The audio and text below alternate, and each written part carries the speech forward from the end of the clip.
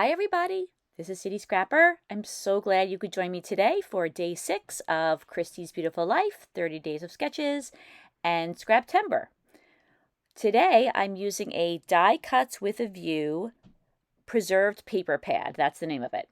And I cut out a whole bunch of things that were in the pad. There are these cards and tags. I also fussy cut out a whole bunch of flowers. I distress the edges of the cards and the tags.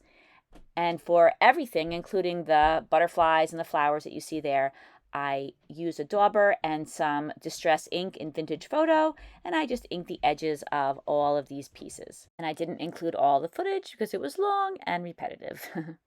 This piece of paper is also from the pad. I'm using the dauber to ink the edges of this paper. Today's sketch, which you could see in the upper left-hand corner, has something in the opposite corners. So I have the two opposite corners from the sketch that have embellishments in them, but you could see that I'm following along with the sketch with that little minor adjustment. The Scraptember prompt for today is fussy cutting, and you could see over to the left, I fussy cut out a lot of images from those papers that I showed at the beginning of the layout. So I started by taking the cards and layering them together. I'm using this photo. This is a 4x4-inch photo of my two daughters, and I'm using a lot of layering, and I'm attaching everything together as I go along, because what usually happens is I will layer things and then they just never fit together the same way again unless I get them attached right on the spot. So that's what I'm doing. I popped up this card that the photo is going to be sitting on some fun foam. I put some ATG adhesive on the back of it, and although I used scissors to distress the edges of these cards and tags, I wanted the background to look a little bit more distressed, so now I'm going in and adding some extra tears and folds and just roughing up the edges a little bit more. I'm putting some ATG adhesive on the back of my photo, and I'm mounting it on this coral paper, and then I'm inking the edges of the photo mat as well. This paper pad that I'm using, the Die Cuts with a View preserved paper pad, it is so beautiful. I did something that I never do. I bought 2 of them. I really loved all of the cards that were in there, tags, there were butterflies, flowers. I loved every single page. So they were on sale at Joann's, and the pads were very inexpensive, so I picked up one on one occasion, and then I went back and they were on sale again, and I thought, let me just get this before I regret not getting more of these. But now that I have all of those tags and background cards attached and distressed, I am putting fun foam across the back of that entire unit, and I'm doing that so that I can layer some other things underneath. And you could layer other things underneath anyway, but I like that effect of there being different layers and dimensions to the layout. I'm going to call this layout Lovely. I found this chipboard piece that I purchased in Michael's probably 2 or 3 years ago, and I'm putting some gesso on the entire piece of chipboard, and then I'm going to emboss it with some white embossing powder. So since the paint is still wet, or the gesso I should call it, is still wet, I just poured the embossing powder right over the top. And sometimes that works, sometimes it doesn't, but it happened to work pretty well in this particular case. So now I'm using my heat gun to heat emboss all of that powder and make it nice and sparkly. And then I repeat the process, and sometimes if you pour the embossing powder over the piece that you just embossed quickly enough, it's still tacky and the embossing powder will stick. And sometimes I found that doesn't work. So it depends, I think, on the embossing powder and then how quickly you're able to add the new layer of embossing powder.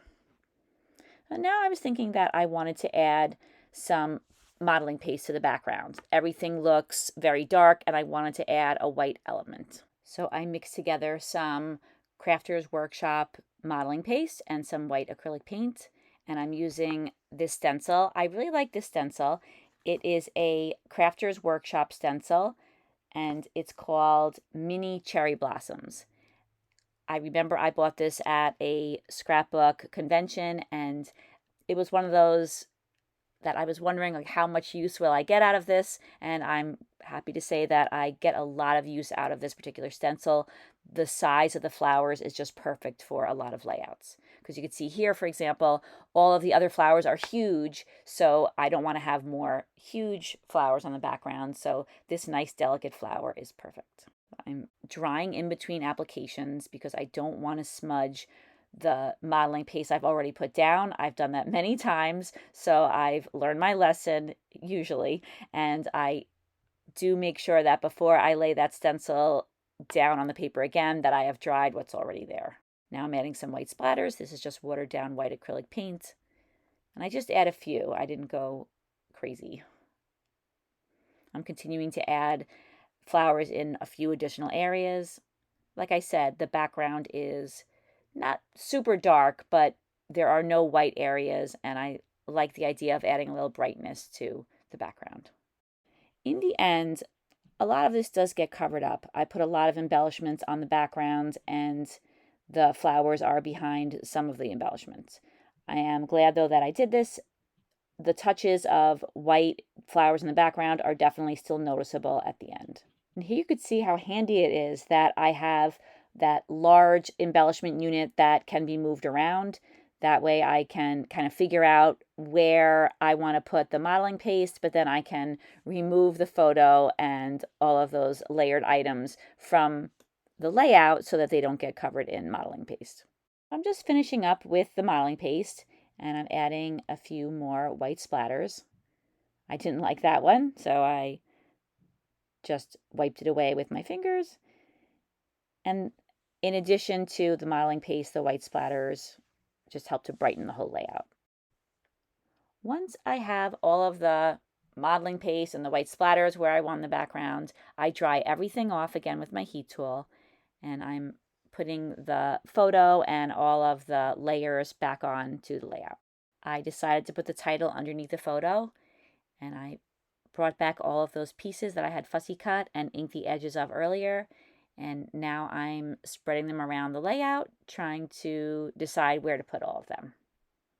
I like those white flowers with the yellow and brown center, so I'm making sure that I have one in 3 different areas on the layout because they're kind of prominent, and I feel like it would be too weighted in one area if I didn't have them across the layout, or at least framing the photo. There are these beautiful roses, and so I'm trialing those out all around. There are also some really pretty butterflies, and I'm scattering those around as well. The photo that I'm using is a photo of both of my daughters. They were sitting on the front steps of our house, and this photo, I cannot believe it, was 5 years ago. The day that I took this photo, I took a lot of other photos as well, so I've scrapbooked these photos quite a few times, and I really like the way this particular pattern paper collection looks with these photos, especially because my younger daughter's shirt is the same color green as the color that's in the collection, and I just really love collections that have flowers and birds, and I like all of these cards and tags as well. In order to make the butterflies look a little bit more dimensional, I'm putting some ATG adhesive in the center, and then I'm putting a strip of foam on both sets of wings. And then when I place them on the layout, I press the center down so that it sticks to the layout, and that of course makes the wings pop up a little bit. And I like that dimension for butterflies, for birds. If I'm making a Halloween layout, I like to give dimension to the bats. Anything that is flying on the page, I like it to be a little more dimensional than some of the other elements. I'm going to pop up the right side of the word lovely with some fun foam. The reason for that is the left side is going to be sitting on part of the layout that's popped up on foam already, so in order for it to sit correctly on the page, I need to raise up that right side a little bit. I layer a butterfly underneath that word, and I put a little bit of foam underneath the set of wings on the right. so that it'll still have a little bit of dimension, but I leave the left side flat so that it will sit underneath the title. And I do like to bring embellishments that are in the rest of the layout to the title. I don't always do that, but I find that I don't want the title to look so separate from the rest of the page or treated so differently. So when I can bring over a flower, or in this case a butterfly, or just something that's in the rest of the layout, I feel that it helps tie everything together. So this is something that I do on all my layouts, or I shouldn't say all of them, many of them. I do like to add photo corners to the photos. Since I've been doing it for so many years, I feel that if I don't have them, then the layout looks a little bare, or at least the photo looks a little bare. So I have been using EK Success photo corner punches. I have a few different ones. This is one that is just straight on the edges, and I ink the edges, and then I attach them down with ATG adhesive. I have these floral pieces, and I emboss them with gold embossing powder. I felt that the layout needed a little something different, so I like this metallic look. I fit those in a couple of different spots, and then I realized that this rose needs to be popped up just like the other roses that are on the layout, so I pop that up and trim off the edge, the part that overhangs the side of the paper, and then I just put a little ink there. I use some Elmer's gel glue, and I am attaching down all of those floral die cut pieces. I'm afraid I don't know the manufacturer of the die that I use to cut those out. I don't glue the whole piece down, I just glue them down at the base, and I feel like that means that they have a little bit more dimension.